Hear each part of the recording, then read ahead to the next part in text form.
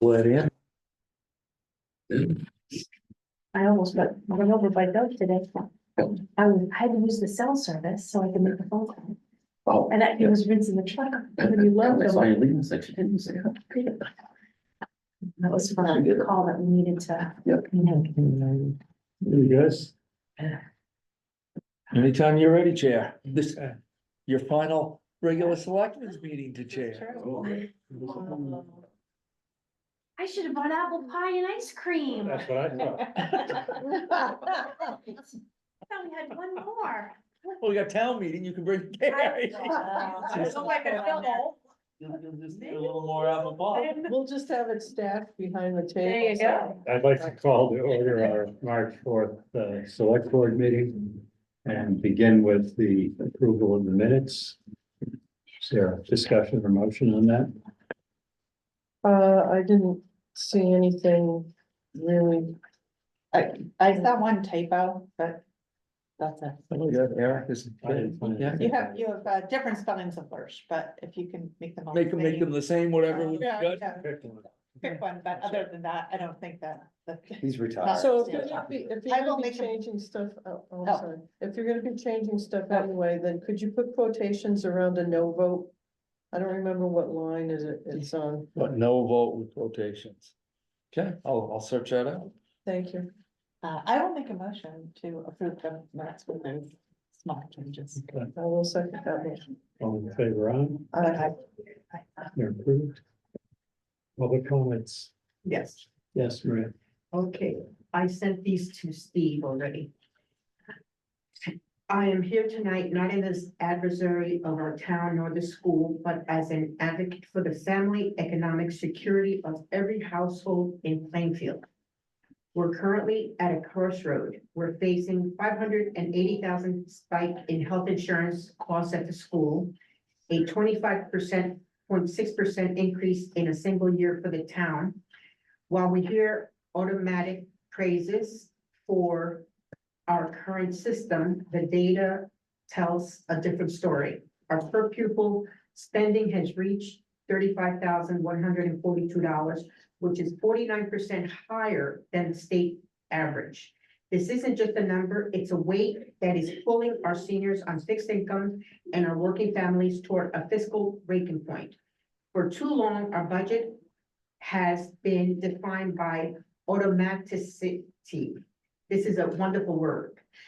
A cycle of giving into unsustainable contract demands like the 87% insurance subsidy at the school, the 100% at the town, and the 0.8 FTE loophole. Simply because that's how it's always been done. Tonight, I'm speaking for the invisible voters, the parents working second shifts, the commuters who can't spend 4 hours in a gym, and the seniors who fear the social pressure of a public show of hands. This is why we need Senate Bill 2 and the secret ballot. Senate Bill 2 or the Australian ballot does not destroy our community. It restores it by inviting the 90% who are currently excluded back into the democratic process. It provides the oxygen of privacy and the safety of a 12-hour voting window. Let's stop equating tradition with exclusion.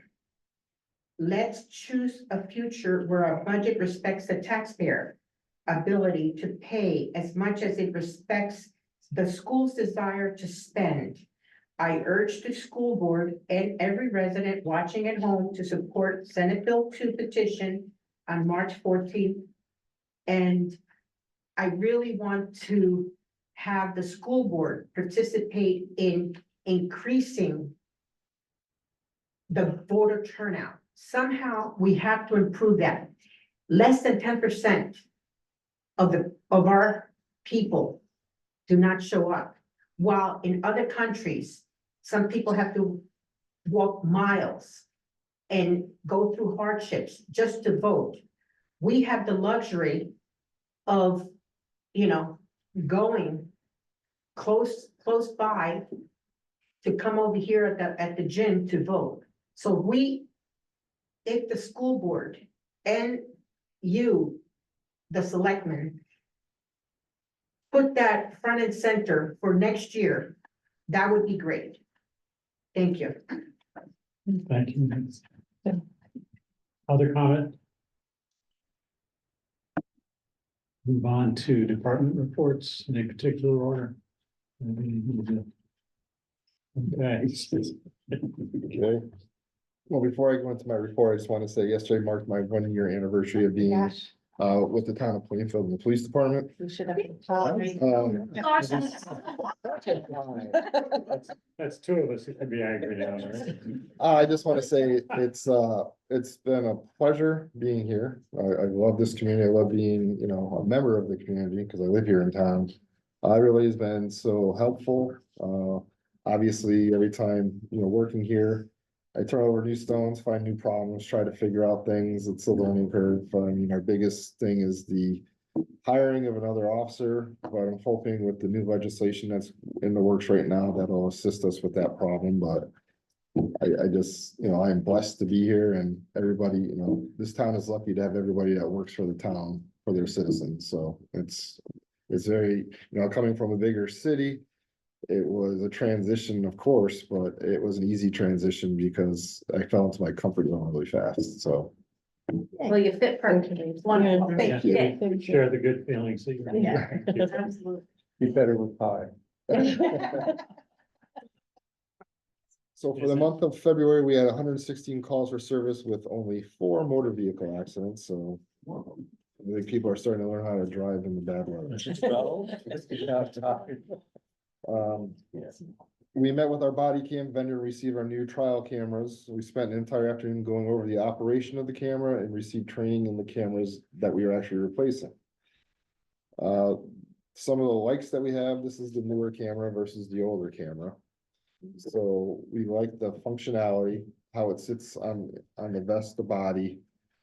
And it shows a wider angle, whereas this was narrower, so when you're on a motor vehicle stop, it's a wider angle, so you get more in the picture. Ease of activation and ease of stopping recording. The one thing that we're still uneasy about is the battery life. It's always been an issue with body cams, no matter what vendor you go with. But they're trying to tell us that this will work on 8 hours and we should be fine. We're finding that it's not the case. But maybe it's a learning curve of something that we're doing, but it has a replacement battery for it, or you can dock it. Different ways. This will plug in to a docking station and it'll upload the video through Wi-Fi or through an Ethernet cable. But as you can tell, we're gonna be giving all this feedback to the vendor once we, you know, meet with them, but this is the newer camera, a lot smaller, compact. This is the old camera, which is basically a chunky cell phone where to activate it, you would have to tap 3 times. Sometimes it would work, sometimes it wouldn't. Then you have this on your wrist to either record, not record. Is just too many moving parts when it comes to officer safety. You should be hitting a button, recording. You shouldn't be looking like you're hitting bugs on you to activate or deactivate something. You're worrying about what's going on in front of you. You shouldn't be thinking about multiple, you know, tasks that you're trying to do to get a camera to record. I mean, there are gonna be times where we don't even activate our cameras because it's just officer safety is the top priority. So sometimes those cameras wouldn't be activating and it's like, well, officer safety comes first, so. But just wanted to show you the difference in the cameras and. Is there the ability to connect that to a little power pack to extend the battery life? Well, there's a removable battery and an internal battery. This has the capability of plugging this in and charging it, but it will only charge the actual permanent battery in here. But at the same time, this comes off and this is the actual battery pack. So you can charge this in the dock, the whole battery, or this. So you can charge them both separate. So we have a separate battery and one in here, so you can charge the extra battery and the camera at the same time. But this has a thing where you can actually plug in a charger, but it's not gonna charge the battery. It's going to charge just the internal one. So at 50%, this gives us a notification that we're 50% down on power, so we have an idea of when we have to charge it. So we're still learning it, but it's definitely a big improvement from that. But we did learn some valuable information when it came to that camera, that I wish we would have known sooner, because we could have used it to its full potential, but it's a work in progress. But that's the cameras, so it's a step in the right direction. Like I said before, there's new legislation in the works, to help improve recruitment and retention. Not just for our town, smaller towns are suffering right now with all these bigger towns offering. Incentives, $15,000-$30,000 sign-on bonuses, which clearly smaller towns can't afford. Nor should we, because you don't want people bouncing from department to department, you want them to stay with us. Like I said in the past, we'll be participating in a National Drug Take Back Program on Saturday, April 25th, from 10 to 2. And we'll also be hosting Coffee with a Cop on the same day from 9 to 11, so, you know, doing two things at once to get everybody involved. And that's my report. Cool. Question for Just a quick question about the video. How long do they keep it? Like, how do they access, you know? Well, we go by through the RSA that tells us how long we have to keep certain recordings based on the call.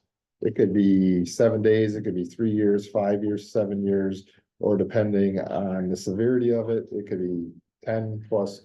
The maximum is 99 years, because certain cases like homicides, sexual assault, stuff like that, you have to keep for long periods of time. So you just follow the RSA. It's, Bruce? Sure, so, we just had call number 32 and 33 of the year today, the same house, same problem.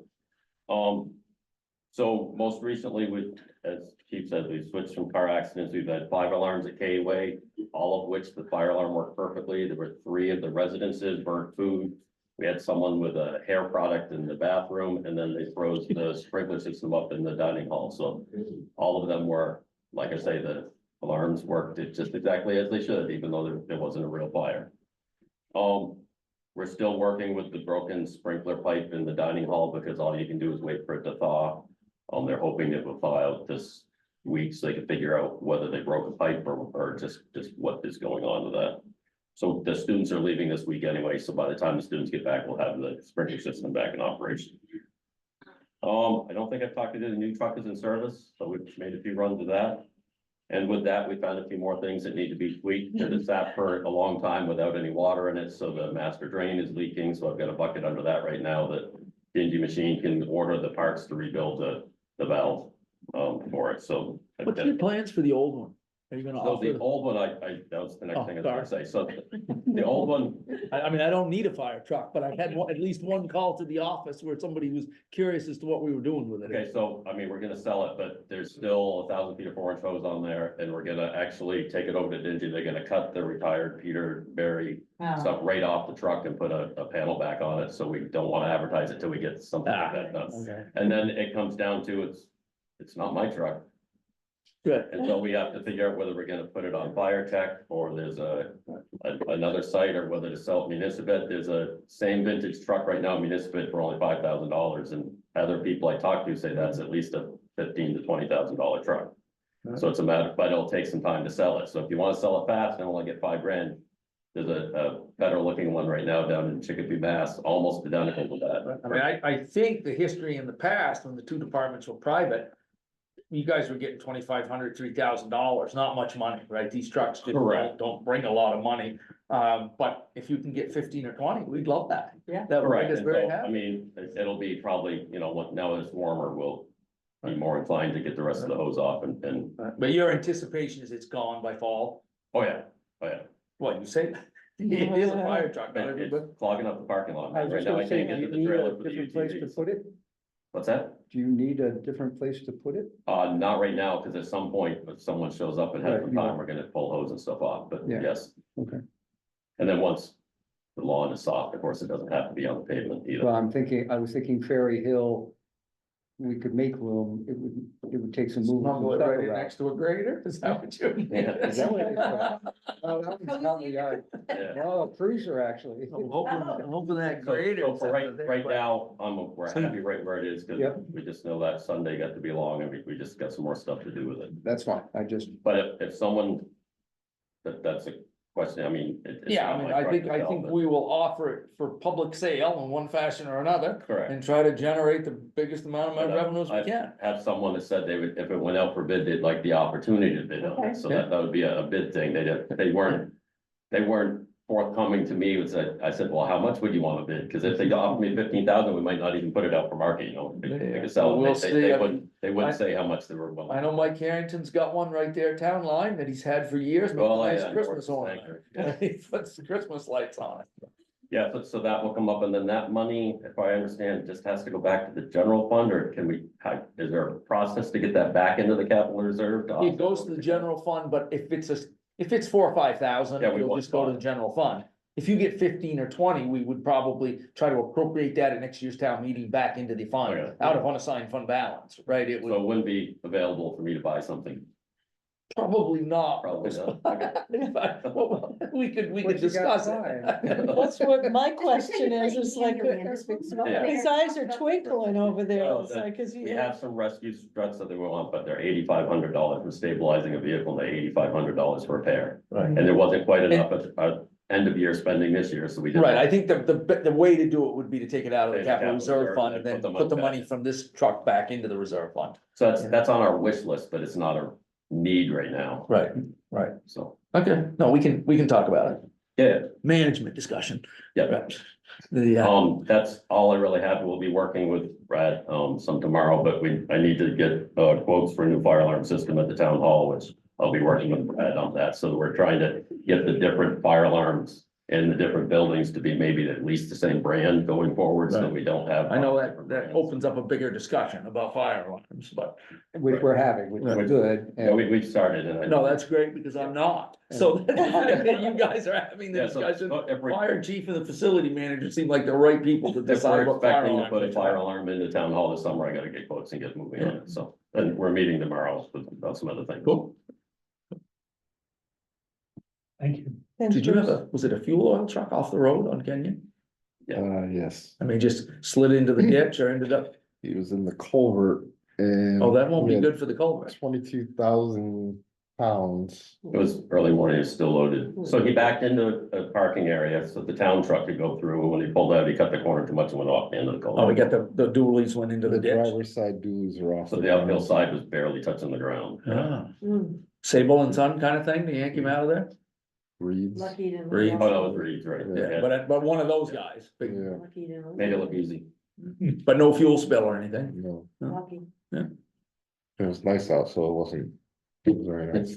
I like being outside and inside. Wasn't too bad in the summer. Monday night, I told our guys to start thinking about when a call came in, what the severity of a call would be. And whether you really needed to stick, you know. However much the new fire truck is up Croydon Turnpike in the mud season, if it's for something that's minimal that you could take the utility for, so. Uh, Trying to get them to think about the call before they just start burying the ladder truck somewhere. Yeah, because mud season is about to come loose. Oh my God, I was on that road today delivering and, It's gonna, oh my God. and that's a few hours. We're about to have days of Yeah. 50 degrees, Yeah, 40 it degrees. was bad. It was, but I thought of it yesterday as it snowed at 4 o'clock Mhm. and the road got a little packed. I thought, oh no, the Bud Hill car Yeah. catcher is active again, you know, will anybody try to make the left, but nobody has. Well, we can talk about it when Rich is here, but I did have a conversation with the Hills. They would not be opposed to guardrail there if, obviously, they don't wanna buy guardrail, I mean, that would be a town thing. If we think that's a place we should have rail, I think that's number 4 that's tumbled over the bank there. Now, maybe rail is just as bad or worse, or keeps you guys from having to stand there for 3 hours, you know, they bugger up the rail and damage their car, but by the time you roll your car over and put it into Bud's field, you've damaged it as well. So we could get a price for guardrail and just see if, you know, Old County doesn't look good either, the guardrail, where I'm saying, it's from the snowplow pushing. right. One right by his house, that bridge, the guardrail's dangling in midair. Right, okay, gives Rich something to do in the spring, he'll spruce Well, it there's all, gonna be a lot. he'll spruce it up. While we're on the topic, do you have anything for highway? He asked if he could go to bed tonight after having been up all night last night, I told him sure. No, New grader is in the shop, getting all the fluids changed, everything ready to go, cause he knows next week is, we're gonna find out a lot about the new grader next week. And he is, I think. Yeah, he told me he had all the trucks up. He had one hydraulic hose, which is not unusual. Yeah, I think highway is mostly just trying to get through winter. He'd like to be on to some other stuff. It's been, as you know, up until today, we still have very cold weather and we got a lot of snow to go. But Rich is thinking about, he has started getting some quotes for summer projects. We just shared a quote with Travis Marsh for the wearing course on the Cutler Road Bridge, which was part of his being able to do a business out there. And so Rich got a price for that, and Travis wants to go see if he can do better, but it's a couple $1,000s worth of material for that. And then Rich will be, I think the plan is to do Baines Road this year for paving. Baines Road would be one of those roads where if Jeff Albright were here, he would say, you can save it now, let it get a lot worse and you won't be able to, and that road was built 21 years ago now, as good, monitored by an engineer. It's probably held up relatively well, but it is ready to be paved. 20 years is it, as it turns out. And so the other thing that, and we could have him come to a future meeting, Jim Taylor. We have this very odd section of Methodist Hill where the town line runs right up the middle. If you go from the log landing on Methodist Hill, you come in off of 120, the log, up to the log landing, all plain field, no question there. From there up to the Lebanon line, or maybe it's Lebanon next and then us. But there's a stretch where the road runs, town line runs right down the middle. Yep. Enfield has always paid the bill on all the paving. They think it would be, they don't want Plainfield to pay all the bill, they're not asking for a rebate. But they would like to see Plainfield participate in half the cost of that section where the town line is. Jim thought it would be $25,000 to $30,000 to pave that piece. They're trying to get Lebanon to do its section, which is by far the worst. And they would manage the job if Lebanon would just pay the bill. But I have told Jim that we would, as we thought about our paving budget this year, that we would hold in our minds and on our papers, $30,000. I mean, it seems fair if the road's up the middle. Yeah. Typically, we do the winter maintenance. Once you get up to the four corners, we do the winter maintenance all the way out to Backoffens, which means we plow some Enfield Road. Then it swings back into what is now, it's not Backoffen anymore, but that's what we know it by. And then Enfield does all the summer maintenance. So they do culverts, they do grading, they do all that. And again, some of that road, they've got it on Plainfield and they've got it in Enfield as well. So that arrangement we understand. The little piece of paving in between, we've always plowed it and they've always paved it. But I think they're thinking they've been getting the worst end of the deal because we got to plow it anyways, because we got to get up to Harriman.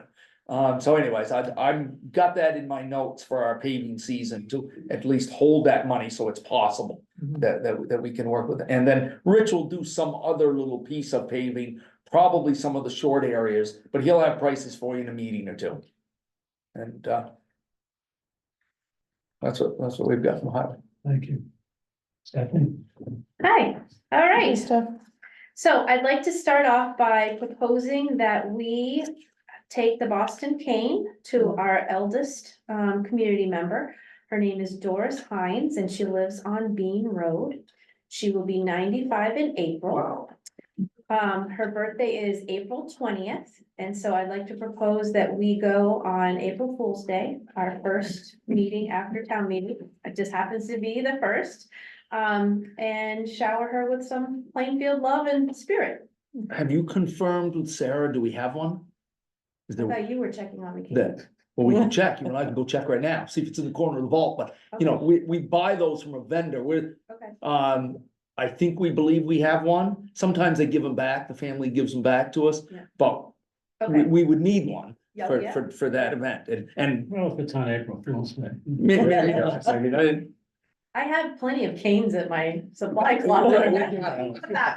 I think when we rattled it's in a tube. And I think we felt like there was something in there, maybe you and I will pop We'll the cover check, in just okay. a second, and All go right. take a look, see what it So- is. Kind of turnaround if we Okay. order them, do you know? So Not April first.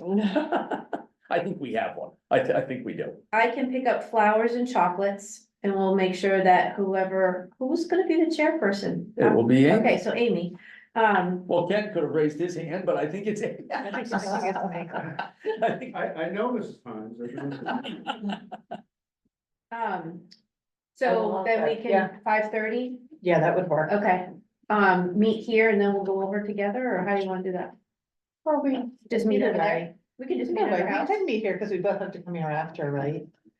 Do you want me to call the family or would you like you? We'll the whole select board. Well, of want course. everyone who Yeah. wants to come, so Yeah. we'll meet here. Yeah, okay, and then we'll drive over. And then we'll drive over. If you would call the family, that would be great if Okay. you knew. I don't know her, but I would love to say hello. Is she Jeannie Head's mom? No, No, no, no, no. that was This her is the why she mother-in-law. doesn't know. Yeah. Okay, oh, why, okay. Yeah, it's Hynes.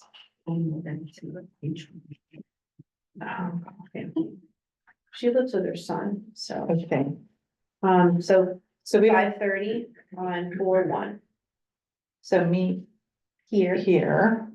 At what time? Do you Like wanna meet? 5:15, and then 5:15. I'll tell the family we'll be there at 5:30. Yeah. Okay. Perfect, awesome. All right, so that's that. The other thing I would like to ask the select board to consider is when I first moved to town. God, how many years ago? Lots, 29 years ago. There was a really nice thing that took place during our traditional town meeting. And that was a moment of silence when somebody read each of the neighbors that had passed. Hmm. And that hasn't happened in a couple of years. And I've been talking with some family members that have lost loved ones. And they had mentioned, I really wish they did that. And I didn't know if you guys would consider having that moment of silence and having one of the select board or somebody read the names of the loved ones that have passed in the year of 2025. So it's something you guys can think about. Is this what Dewey used to do Yeah, yeah. at town meeting? I wonder, not to take anything away from that solemnity, but could you also read the births? Oh, that would be nice too. Yeah, and although it's great to bring it up here, it's really a Dan Cassidy thing. Yeah. Moderator gets to decide that stuff. It's his meeting. He's the ref. Like Paul used to get concerned.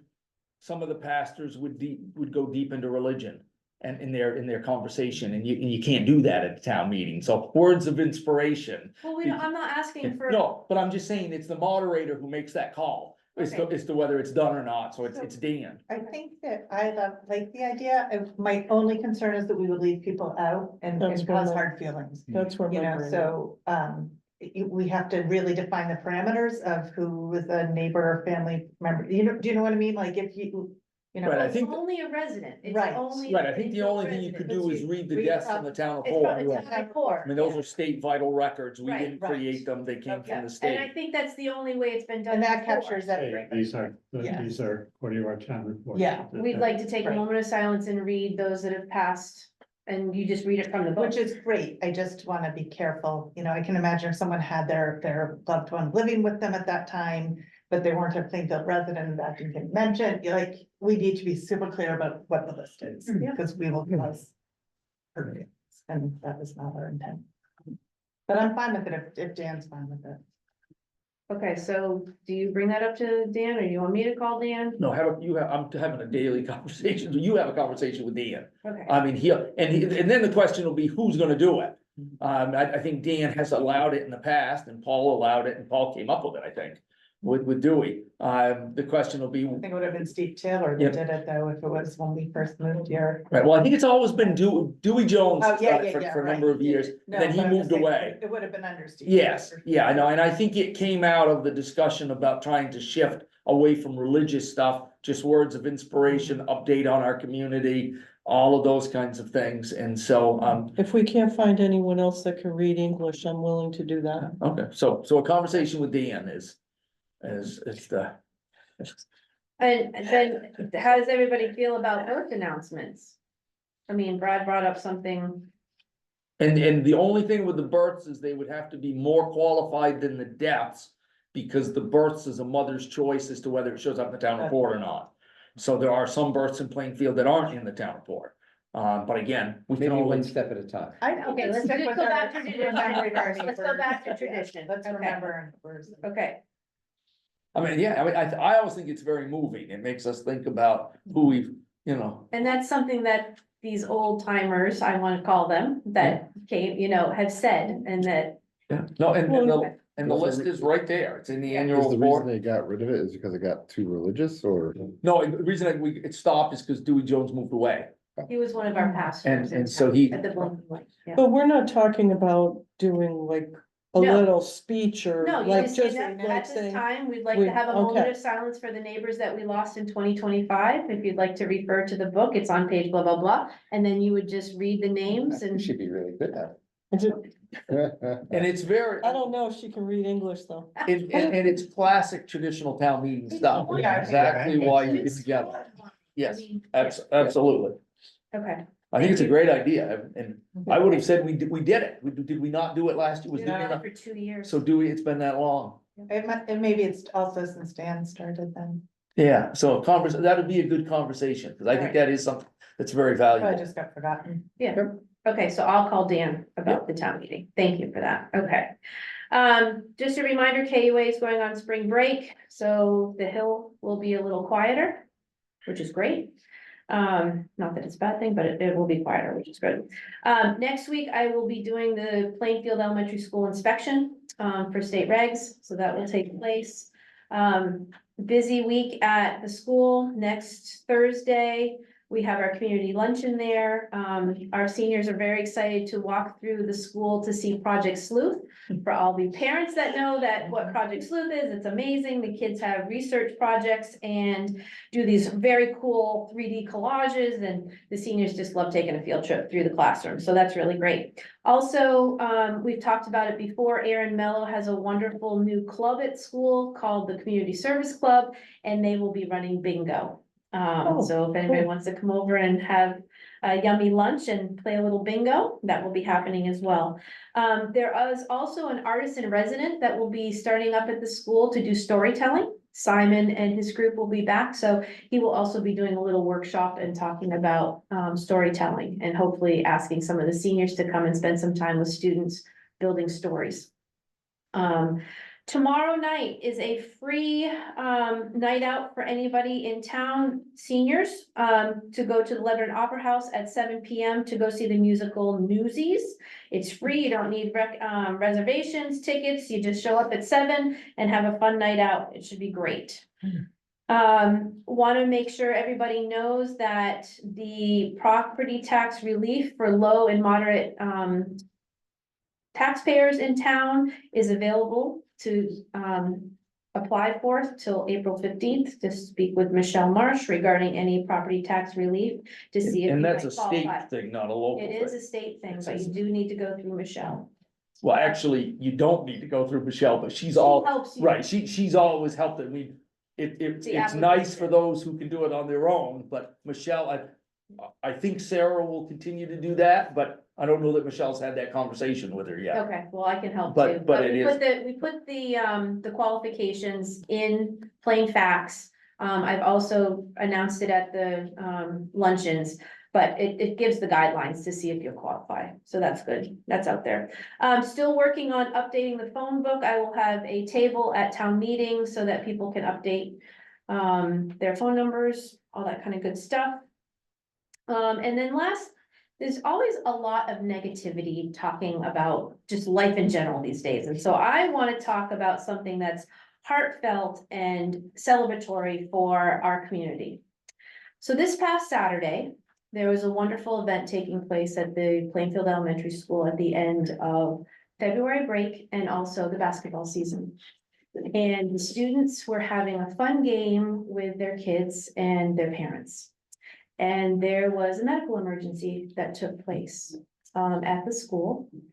And one of the parents had a massive heart attack and was unconscious and not breathing. And I have to say, I get shaky talking about this, but the community members stepped right into gear. They took care of the kids. They got the AED. They performed exactly what they needed to do, and they saved a life.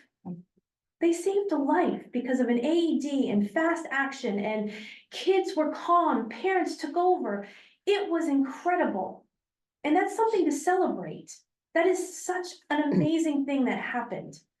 Yes, it could have gone sideways, and we were very fortunate that it didn't. But here we have a small community that takes care of one another. And those AEDs that we put here at this office, we put at the town hall, in the libraries, at the school, it saved a life. Do we know the individuals that actually did that? Because- Rob does. Cause I was just wondering, is there like some sort of, They're heroes. I don't know, proclamation from the town or some? There's been acknowledgement, some- discussion about, I'm just looking up the email or the text here from Rob. There's been discussion, and I'm not sure if it's, the school may be already planning to do something at school district meeting. But And so that's the other thing I want to just commend Audra Buckland, our principal. She sent out a very, very well-informed, very confidential, but very detailed, very calm information to the school community about what took place. And it In was, less than 2 hours. it was amazing. Because there were so many kids and you just don't know how that's gonna transpire with, get on Facebook, get on TikTok, get on Instagram, whatever. But it was perfect. It was detailed enough so everybody knew that it was a positive outcome. The rescue squad was amazing. Everybody did exactly what they needed to do. And we saved a life. A life. I mean, it's such a wonderful thing. So, you know what? Plainfield is just incredible. Yeah, so, thank you. That's it for me. Thanks, Tim. Thanks for telling us.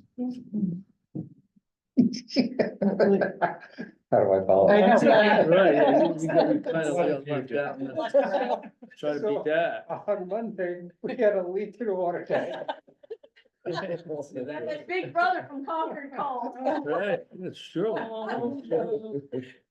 Oh.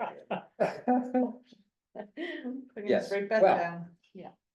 We, Maura, our operator, was doing work and in one day and saw the tank at 11 feet. Out of 22 feet of elevation, which is, we have a 132,000 gallon tank, so a big storage tank. Gives us, depending on usage, 10, 11, 12 days of flywheel. We cycle that so the water doesn't get stale, so it isn't always full. And so she has, part of the art of her work is to balance the need to make sure the tank is being rotated properly and changing filters on a cycle. We've got some challenges that I've talked to you a little bit about as far as when we filter for arsenic, we reduce our capacity to produce water. And so our tank is a very useful asset. And it's a balancing act for her for not going too long between the types of filters that we're doing. And so she went in one night, thought there was a reasonable amount of water and changed the filter, did some other things, intending to come back the next day and see maybe 2 feet lower on the tank, and in fact saw it at 2 feet out of the 11.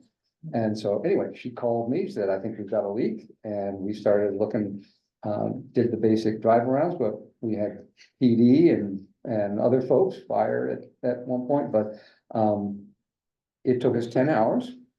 And we learned a lot. We can do better next time. But in general, it was a challenging thing. It turned out it was in the armory, a building that is for sale. The homeowner had uncoupled the meter and drained the system in his house and did not call us to turn the curb stop off, which would have been the proper thing to do. So a section of pipe burst. And it didn't all go into his basement, which was very lucky for him because 60,000 gallons is a lot of water.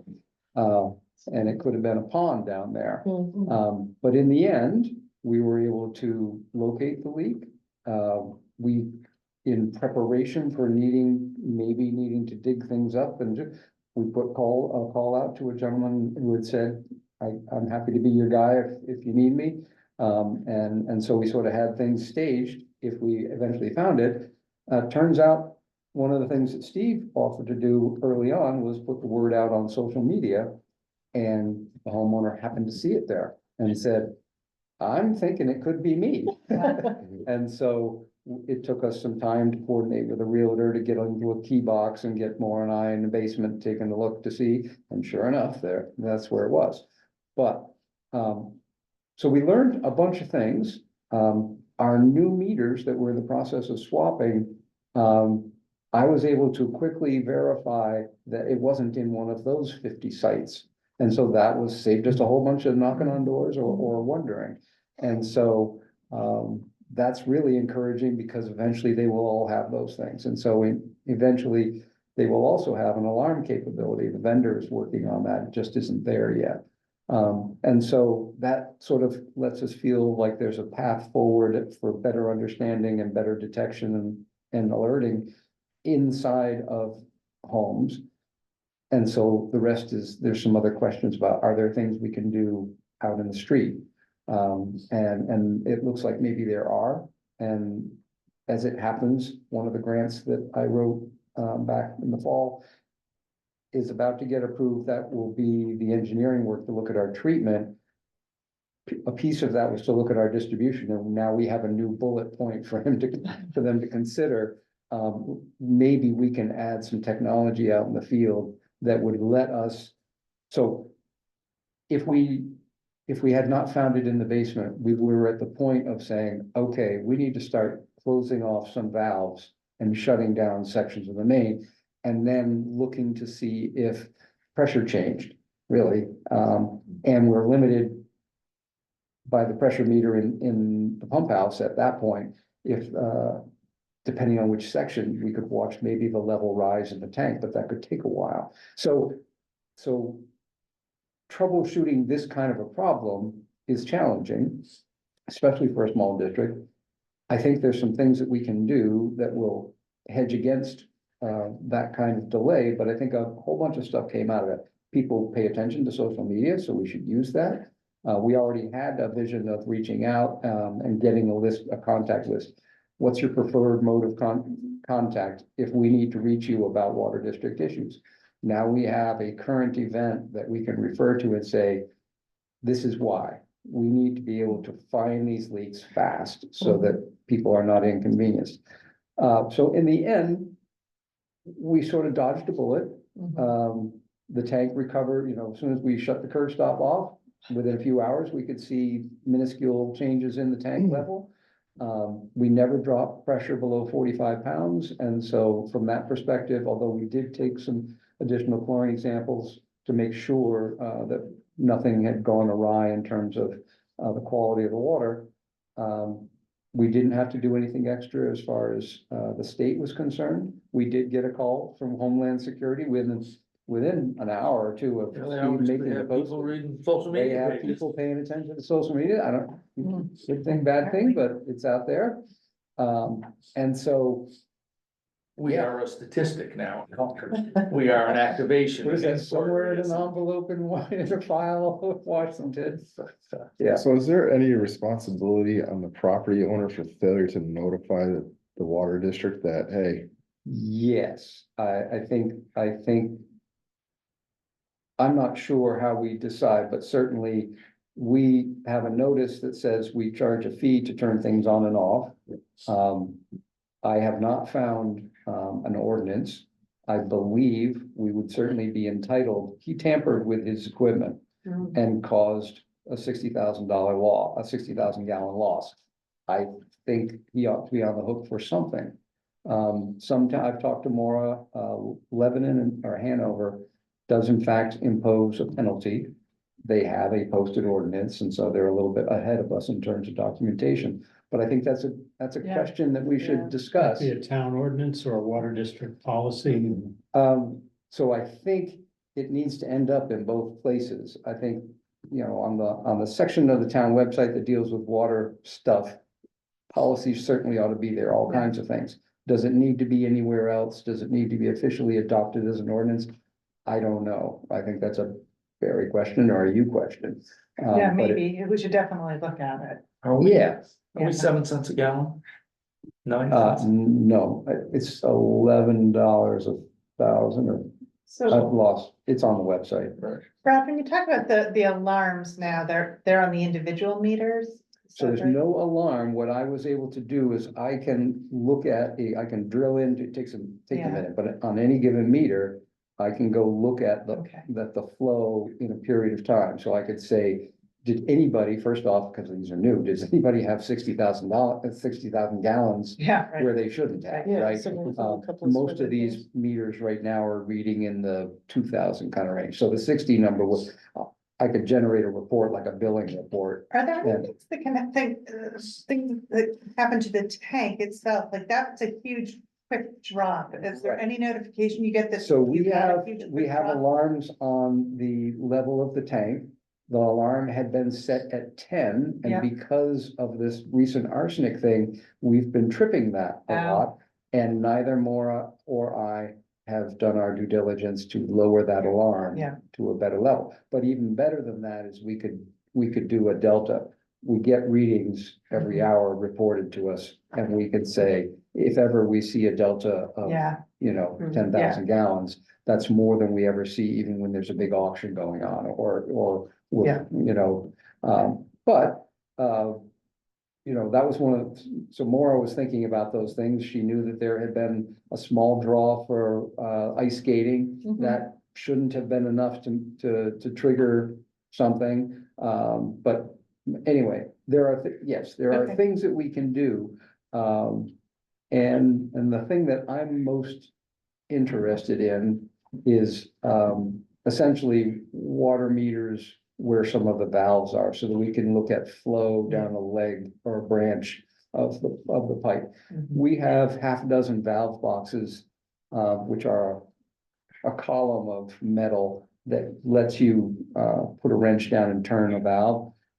Over time, the earth moves around and so we have some that the metal is pushing up against the nut that you turn, and so you can't get to it. So we have some maintenance to do. We'll be digging a hole down to fix that. That would be the ideal time to maybe add a sensor. And so I've made some calls. I haven't heard back yet. People tell me there are some things out there. So, that would be the time to implement that kind of a change, and we'll find out whether it's cost effective, something we can afford. So that was a bit of excitement, and we learned a bunch of stuff, and we're gonna change some of our habits and move forward. As Bruce mentioned, we've got some discussions going on with the town hall committee about smart fire alarm. And the bigger issue that he talked about, I would just mention a couple of things. So we have two relatively new fire alarm systems, one in the Meriden Library and one in a recently upgraded Meriden Fire Station. Philip Reed Library, that fire alarm system, although I think of that building as new, 24 years old. This town hall and the other town hall, both roughly 30-year-old systems. Highway garage, I don't know if it was put in when the building was replaced, 1988, 38 years old. So it's not an emergency. They are basically functioning. The challenge is, as you move forward, those parts are harder to get. And eventually it's Bruce and I are on the same page. We want a migration path. We want a vision of what we want out of fire alarm systems townwide, all buildings. And eventually they will look very similar and have similar components and behave in a similar fashion. And that'll just make fire response that much more efficient. And we'll just keep you posted as to what we find, but there are things that, like we deal with some alarms that we understand what the problem is. It shouldn't be alarming, or it shouldn't be doing something. We keep an eye on it. We walk the building, make sure it really isn't a fire. But we sort of live with aging equipment rather than we haven't bit the bullet and said, new system here. We want to have this broader conversation. And one of the things that will come up also with Hub 66 is that a lot of the ones like at Highway now is on, we call them a copper line. I'm sure that's probably still be consolidated. Okay, so once you go to an IP phone, like if you went to IP phones here, you have to have a 24-hour worth of battery backup for the alarm panel. Right. So the buildings that have generators, like here and firehouse stations, they're good, but someplace that doesn't have a generator on it, you have to have a substantial UPS to run for 24 hours to keep the internet happy. So they could call up, otherwise if the internet goes dead, then the fire alarm panel doesn't go anywhere and no one would know. Now, the one at the library, I was actually surprised it wasn't that expensive. I don't know if it was a couple $100, but it's one more thing. It's one more thing to think Remember- about when you're trying to spec out a system. Exactly, and one more thing to check on a regular basis, make sure it's still operating properly. So anyway, we're getting our arms around it, but it's an issue, and we're on the same page about moving forward. We've had, Gilkey Cemetery. It was a project that came up based on a request, but in the end, we ended up surveying some new plots. And Chris Rollins did a map, and we now have the official map, and the folks who were interested have been informed, and they're making their purchases with Michelle. But in the end, we added up 176 new plots are available in a different cemetery. A pretty one that has some access issues, but we'll deal with that too. And then the last thing I had tonight is, we've got a couple of streetlights on the 12A side that, were noticed that they were out, and we've been in touch with Eversource, and they agree they're out, and they're gonna make them be on again. These, if you remember, these are replacing, metal halide lights, which is a technology that is harder to come by, and Eversource is no longer stocking. They found them hard to get. Eventually, they're just gonna get phased out. So we moved to LEDs. We have replaced a bunch already. This is just two more of the same. It's interesting. It's another thing that even though the poles are Eversource and the work is typically done by Eversource, there are assets. And I couldn't tell you today how old are most of them. I can get that information. I've seen it on a spreadsheet once, but I'm not tracking it. I'm responding when somebody says, hey, this light's out, and we go look at it and then make something happen if in fact it's out. But we should be paying attention to that. It should be part of our budget. Because at some point, we've got 19 of them on both sides of town, and they are a thing that ages. They last a while, a good long while, but eventually they need to be replaced. And so we should be budgeting for that. And we added money this year, knowing that we would do Right, some of that's the right. ones over in Plainfield Village. So, and then. So, in dealing, so Margaret Dry, it was a light outside of Margaret Dry's, where they noticed the fixture was actually missing. Which was a bit of a puzzle. And so the arm is there, and two little wires It dangling had out. been Eversource, right? They had to have taken it. Yeah, and that's a whole different conversation, like I got a message from Eversource saying, there's two bulbs out, would you like us to replace them? Kind of convenient that they noticed because they took one of them.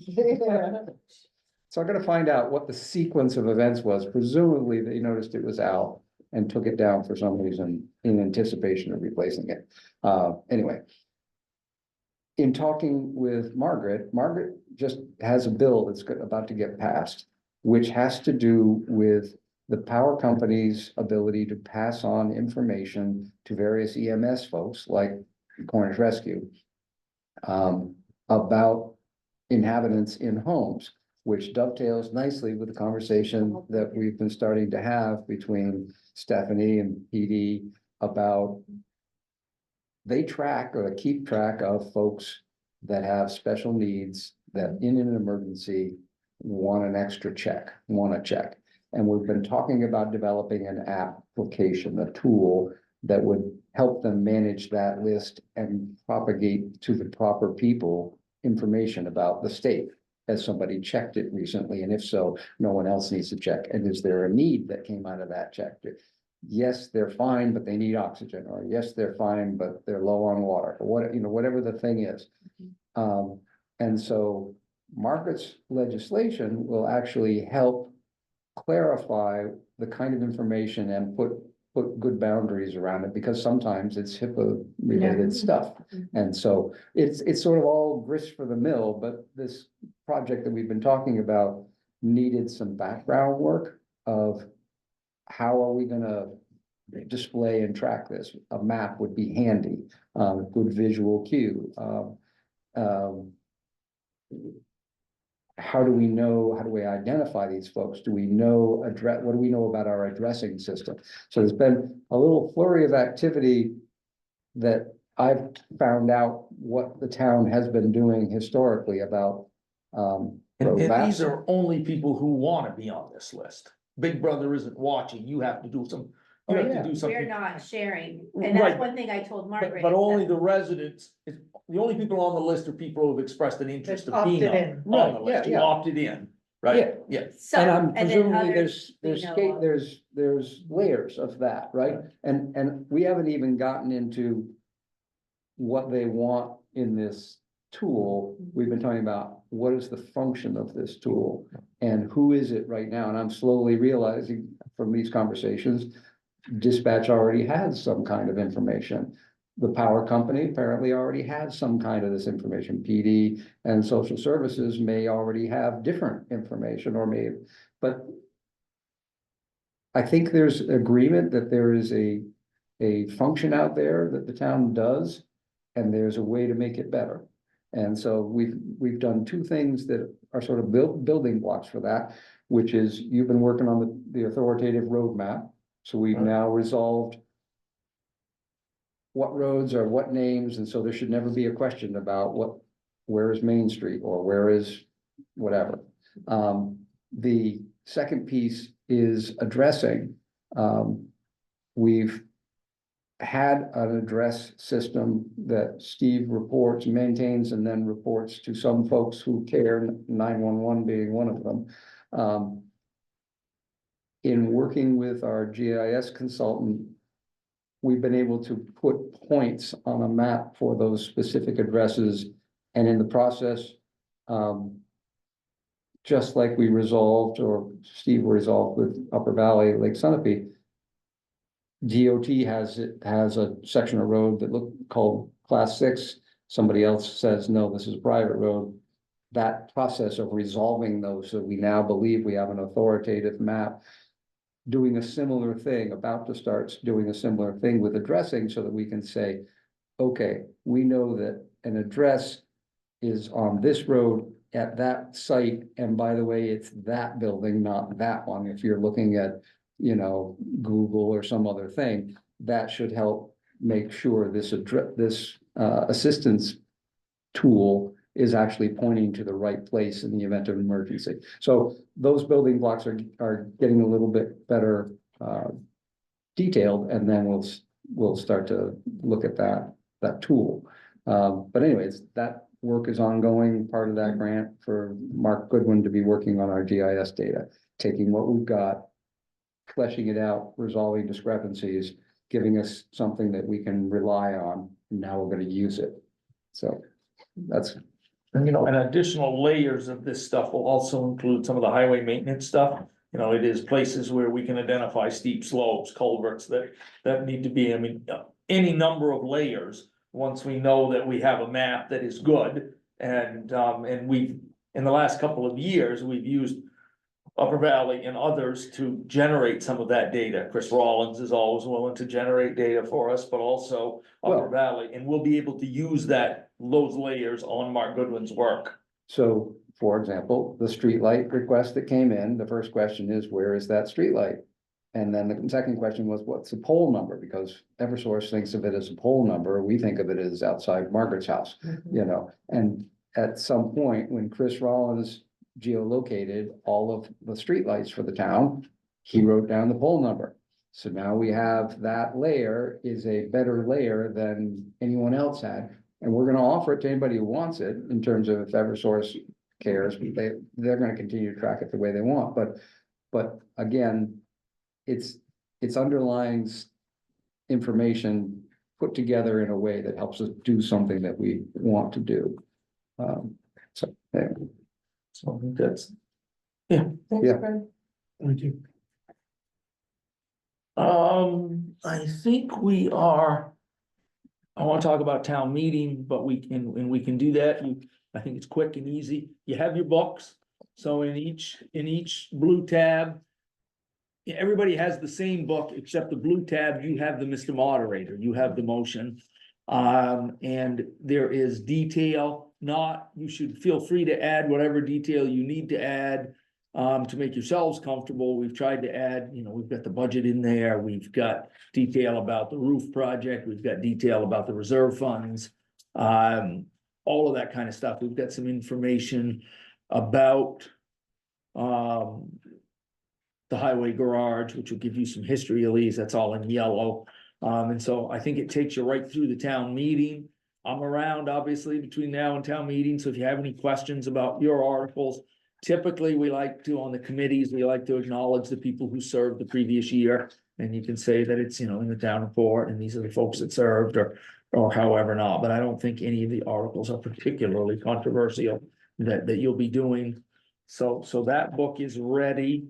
I did include in the packet a piece of sort of enabling direction, if you will, or legislation from the back of our zoning ordinance. Until we change the zoning ordinance, which I don't think we intend to do in terms of the building inspector. It's clear the town shall have a building inspector, the zoning ordinance says that.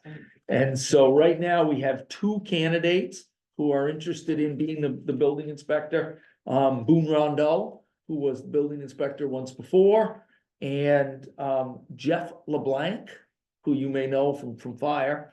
I know less about him than I do about Boone, and that makes me easy and uneasy about both of them, frankly, because I know a fair amount about Boone. And Boone was the building inspector once before. So I was gonna have a conversation with both of them, keep an ad out for a little bit longer and just see if we can, continue to get the word out a little bit longer, and then bring, get these folks in to talk to the selectmen. I think that the key piece for us, and it goes to some of what Brad was just saying, a key piece to us with whoever is the building inspector. We don't have building knowledge in the town office, so we expect the building inspector is a builder, is versed in the code. We're not gonna get, somebody, unless it's somebody from Lebanon or Claremont who wants to moonlight, we're not gonna get an inspector of the caliber in terms of knowledge that those guys have. But we really want to continue with the documenting of the building permits. You guys can't see it yet, but internally in our office, there is a URL that takes George Hildum, myself, anybody in the office the building inspector, you can see permits, you can see inspection logs, and all of that has been set up. And Brad worked with David Lurch on this 2 or 3 years ago, maybe 4 years ago now. David has done a wonderful job of maintaining it, and in the future, someone like a Mark Goodwin will very easily be able to link the assessing data to this building permit data. It has some common fields. And so we want to continue that, because one of the things that happens all the time is somebody buys a house in Plainfield and they say, gee, I'd like to see the building permit for the house. Well, good luck with that from 1974. You're just not going to find it. And so with this system, once we connect them and somebody takes that on and does that as a project, you'll be able to look and see the building inspections and see the details. And so I think that's a good thing, and we've got years of data now, and we want to continue that. So whoever does our building inspection will need to have a little bit of computer savvy or be able to handle that. One of the things I'll talk to you more about is we got to think about, David sells his house on 4/30, so he's gone. Yep. And I assume that with a little bit of remembrance between you and David, if you have to show the new person how to upload that stuff, we can do that. Yes. Yep. I mean, it's mostly scanning and using PDFs, right? And Yeah, I mean, I'll go back through it. Dave's done a little bit of, this is how I do it, writing, so. But we'll work through that, but really what we need to do is to find candidates so we'd have a pool. And Boone may be a very, very strong candidate for the job and he says he's done some computer work with the state. And so he can, we can make a computer available here at the office. He can do it at his home, which is what David always did. Boone has a lot of years of building experience and he's retired. And again, I need to be brought up to speed by Bruce and by Bill. I just don't know Jeff. I just don't know who he is. He, you know, sent me a very nice email and talked about what he'd like to do. So we'll investigate that further, but, you know, I don't think there'll be a wholesale change in our building inspection. It'll just, we need to find a new person to carry us into 26. Or beyond, you know, the first quarter of 26. Let me just look on. The budget, you got, you know, we're 81% of the year, gone by, and we have 80.68% of the operating budget left. And highway is in reasonable shape, diesel and salt, you know, we're just getting hammered on diesel and salt, I mean, it's. Got another storm coming Friday. But I have to say something, on Penniman Road, I can see where the town line is. Yeah, oh no, it's different, I mean, we make a very different commitment, and it's just, it's at $80 a ton, it's expensive, we are. I mean, I'm sure everybody tried to get out and enjoy today a little bit. The season is breaking, and so that makes a huge difference. We will use a lot less product. The only fear the last few weeks in March are ice storms, right? You want to avoid ice storms. Yeah, next week. And so you want to get through that, but essentially, you know, Rich is already turning the page and thinking spring. He'd like to get, you know, maybe just a little early. The lion is still roaring. We are to land. Right, no, we get that. Yesterday, beautiful day in the morning, by 4 o'clock, it was, cars were, I'm sure, off the road by 4 o'clock. Don't do that. No, we are lucky. And so, very important, put it on your calendars right now. I'll try to remind everybody next week. Tuesday, remember, is the opening of town meeting, so select board needs to be there to open the polls. 8 a.m. 8 a.m. And, you know, essentially, Dan goes through all of the ceremony of starting town meeting because it is the start of town meeting. We recess until Saturday. The school is a little different system. They have 2 meetings. Dan and Brad and I, it's a very easy setup this year. I think the selectmen won't direct us any differently. We have no contested elections. We have no state elections. We have no federal elections. It's only a local election, so we will set up a reasonable number of polling places, but make it very easy to take down. You know, there was a year, maybe 15 or 20 ago, that the school lost power because it was an ice storm. We had no contested elections. We did it here. And it was easy to do. People just came in here and voted and went out. You can't change the polling place because it just leads too much to confusion. The polling place in Plainfield is the gym, and that's where we'll be. And so Michelle has turned this, I mean, Michelle is no longer your town clerk, Sarah is, and Sarah is gonna run this election entirely on her own. Michelle's gonna work in this office, Sarah's gonna work at the school. And so that will be a new experience for Sarah. She'll like that, or learn from that, or both, hopefully. Elections, I think, if you look at your town clerk position, elections by far are the bane of their existence because they change hourly. The rules change and everybody, you know, makes false claims about what's going on, and none of it is, you know, and in Plainfield, I think we have a very good system to making sure that it, you know, who's on the checklist and do they have the right to vote, end of story. So that's it, Ron. Did you and Dan land on a decision about Barry, whether he'll be at? town meeting or not? Yes, no need. Dan has done an incredible amount of work. He is prepared for the complexities of the meeting. He and Barry had a good conversation today, and Dan was gonna have another conversation with the school based on what we talked about today.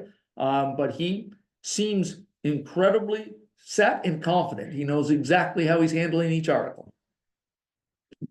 Perfect. So I think we're ready to go. Any other business? Yeah, I wanna, I'm putting on my Right. planning board Right. hat for a minute. I just wanted to do a check-in, let everyone know where we're at with the master plan. I think that we're in very good shape. We've got several of the chapters are completely done. We just have to go through the final formatting so that everything looks like it came out of the same place. And the reason why I'm saying it that way is because, part of the shout out that I want to do is that Evan Oxenham is taking care of the energy chapter for us. And our conservation committee is taking care of the natural resources chapter, That's right, and right? they are doing a natural resource inventory. They're updating work Mike Sutherland did 20 years ago. And they hired a consultant to do that. Learned that the value of Mike is about 20 grand on that Yeah. project. I mean, because Yeah. and so that piece will be part of the natural resource chapter update, and that's slowing getting that chapter down, but they're doing a nice piece of work. We've got other stuff Yeah. that's slowing things down And, as and the well. I master mean, plan is the- all virtual. I mean, it is on the website. That you can't buy a copy of the master plan. It exists on the website only. So as chapters come and go, they can be posted and, you know, the Conservation Commission will get there when they get there. And they're And doing a great job. I'm glad that they're taking that on. Yeah, As no, I- we have had a complete resurgence of the Conservation Commission, which had gone fairly quiet during COVID and with Myra Ferguson having, you know, moved to out of town. But Megan Chapman, who's the chair now, she's got them done- working. Yeah, she's It- doing a It's good it's a job. good group. So we've got the Planning Commission, Upper Valley Lake Centipede Regional Planning Commission are taking care of the population, transportation, land use. Was there a Economic fourth base. one? Economic base, Economic base and Okay, housing. and You housing. said housing, but housing. But housing, we've completed housing though, right? Yes. Housing's done. And I want to think the economic base one is done. I didn't see No, that in the. that later one round. comes next Okay. round. So, we're going back and forth with the planning commission on those, but I wanted to, specifically comment about the progress on the master plan. Because there will be a hearing coming up. And I just wanted to put that in people's minds that there'll be a hearing about the master plan for people to be able, we did a survey last year. And, we got, what was it, 300 Yeah, responses? Survey Monkey, 300 we have Eric Sutphin on the planning board, it's good with And he's surveys, done- so he did one for us with Survey Monkey, which was pretty well received. And sure made tabulation a lot easier than spending all night. It was and so then much push the button easier. at the end of the day. But we're very lucky to have Eric doing that for us, and I just wanted to make sure that people in general know that the planning board is actually doing something. The things that we saw last night or Monday night that really surprised us, well, validated some of the things we see. There has been a significant change since 2010, was it? Yeah. In terms of the median age in Plainfield. We are absolutely, the median age is beyond childbearing years. I mean, Yeah. it's Yeah. just, you know, they're young. It used to be in the 20s and we're now pushing the late 40s for the average age. And as we all know, average income, you know, I mean, those things stood out. But in terms of, you know, the school, you know, the struggles the school is having with cost per pupil and how many kids you have in the school system as opposed to how many you used to. We are, you know, affordable housing continues to be a huge issue. Yeah. Affordable housing will not make Plainfield cheaper, right? It will not save money on taxes. That's not why you do affordable housing. But you know, Plainfield is not particularly affordable. I mean, the Upper Valley No. is not particularly affordable. And so we're struggling with that. We just had a 4.2 acre lot sell for $194,000. Just about. Just a lot, Nothing else. not even what I would say is an ideal lot, a lot that has some building challenges. I think that price is an outlier. I think they overpaid. I think he now thinks he overpaid. The person who bought it, I was talking to yesterday. But it is a legitimate sale. He paid $194,000 for 4.2 acres. Wow. And so it is, you know, yeah, so, but there's some good data that we finally got the Regional Planning Commission to start to bring in some new data. It's getting better. Well, and to know that we're serious about wanting the data to be accurate. Right. But mostly I wanted to bring this forward. Now, the hearing thing was really important. But I wanted to share this because the planning board could have just taken the master plan and said, here, planning commission, you do it. To the tune of how many thousands of dollars, Oh, Steve? it's been 30 or 40 grand, 30, 40. easy. And we are having them do some of the chapters for us, some of the, like, But we'll pay well under Analytical. 10, 7 or 8,000 to So, update the master plan. I just Yeah. wanna like give the planning board a pat on the back Well, and you For should, having- since it was your idea, Well, most of that's, the members. okay, I wasn't gonna say that Most of because. the members are nearly over it. There's a few that are still snarly about it.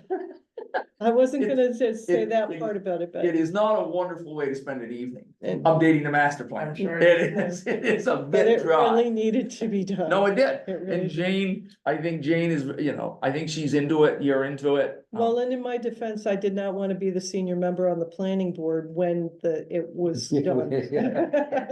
And to So I the knew- extent that Vested you can, interest. to the extent that you can get one more update with Mike Sutherland's help, you, That- you absolutely want that because Yeah. he really, So- Mike can't do it poorly. He just spends a lot of time on it, which we truly appreciate. And I just wanted to make sure that in general, people know that there's a lot of people that are working for the benefit of the town that do not necessarily get the glory. That's true. Unlike the rest of us who do get the glory. Right. Well, whether we want it or not. And don't forget, I think it's this. What's the 8th? Is it Saturday or Sunday? Sunday. This Sunday, Yeah, society has a Sunday. cool program Yes. about town meeting. That was. Want to say what I something thought. about? yeah. I just wanted to remind you all of that. I don't know what the attendance was last night. The weather was Where- pretty- Yeah, but this will be another opportunity to hear Steve and Dan and Paul about town meetings. And we're going in to warm things up ahead of time in the town hall and bathrooms available across the street, So- the library. But I also just, yeah. I also just wanted to remind everybody that we're looking for people who want to tell us why Plainfield is special, like Stephanie's story tonight and the one that she said at the last meeting. She's got a ton of them, but we're looking for people who've been here a long time, people who've been here, what made them attracted to Plainfield. They're going to be coming in April. And they're coming to the Meriden Library first.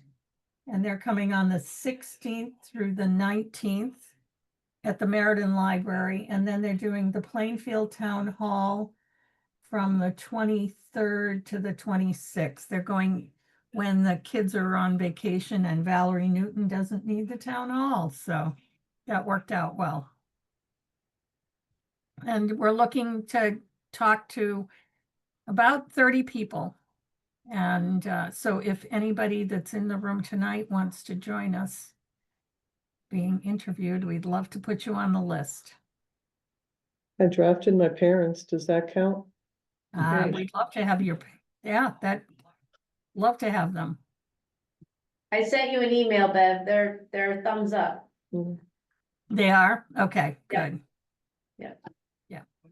Thank you, Beth. On that same note, Saturday, we change our clocks, we spring forward, change your batteries. Just before we adjourn, will you make the arrangements with the family? Yes, So- you were in the vault when we Right, decided, yeah. we actually have 2. Well, there we go, there we go, all We right. still got one to go. I will- And so it's the next meeting at 5:30? Yeah, we're gonna meet here at 5:15 5:15 first. And it's try to actually not the put next together- meeting, it's the meeting after that It's because, the first The of April April. 1st. right, so we have another meeting in Yeah. between. Yeah, But the first, okay, but you'll make the contact with them that were coming and people, we're gonna show up, yeah. okay, good. Any other business? I will make a motion that we adjourn this meeting. I will second that motion. All in favor, aye? Aye. We are adjourned. Thank you all. Thank you.